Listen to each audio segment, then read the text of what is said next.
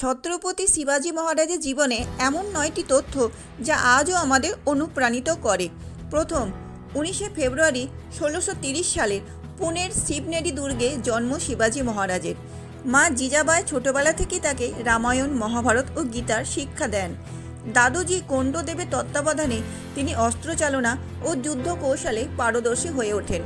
মাত্র 15 বছর বয়সেই তিনি স্বাধীনতার পথে প্রথম পদক্ষেপ নেন। দ্বিতীয়, শিবাজী মহারাজ গনিমি কাওয়া নামে পরিচিত গেরিলা যুদ্ধ কৌশলকে নিখুঁতভাবে প্রয়োগ করেন। পাহাড়, জঙ্গল ও দুর্গকে কাজে লাগিয়ে হঠাৎ আক্রমণ ও দ্রুত সরে যাওয়া, এই কৌশল আজও বিশ্বজুড়ে সামরিক ক্ষেত্রে ব্যবহৃত হয়।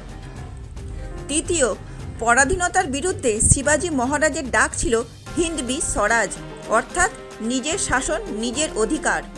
এই আদর্শ পরবর্তীকালে ভারতের স্বাধীনতা আন্দোলনেও গভীর প্রভাব ফেলেছিল। চতুর্থ, সমর্থ রামদাস ছিলেন শিবাজী মহারাজের আধ্যাত্মিক পথ প্রদর্শক।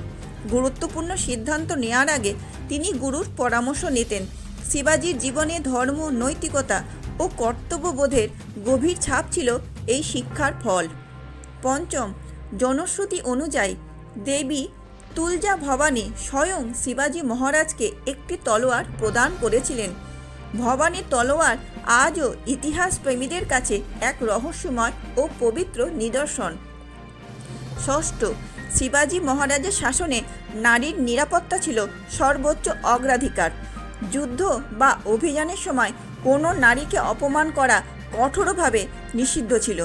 অপরাধ করলে কঠিন শাস্তি নিশ্চিত করা হতো। সপ্তম, সমুদ্রপথের গুরুত্ব বুঝে শিবাজী মহারাজ শক্তিশালী নৌবাহিনী গড়ে তোলেন। বিজয় দুর্গ, সিন্ধু দুর্গের মতো নৌদুর্গ নির্মাণ করে বিদেশি শক্তির আগ্রাসন রুখে দেন। এই কারণেই তাকে ভারতীয় নৌবাহিনীর জনক বলা হয়। অষ্টম, হিন্দু হয়েও শিবাজী মহারাজ সব ধর্মের মানুষের প্রতি সম্মান দেখিয়েছিলেন। তার সেনাবাহিনীতে মুসলিম সেনাপতি ও নৌ প্রধানও ছিলেন। তিনি বিশ্বাস করতেন মানুষ আগে, ধর্ম পরে। নবম, পিতার কাছ থেকে পাওয়া মাত্র 2000 সৈন্যকে তিনি দক্ষ প্রশিক্ষণ ও কৌশলের মাধ্যমে 10,000 শক্তিশালী সেনায় রূপান্তর করেছিলেন। গোয়েন্দা ব্যবস্থা ও পরিকল্পনাই ছিল তার শক্তির মূল চাবিকাঠি।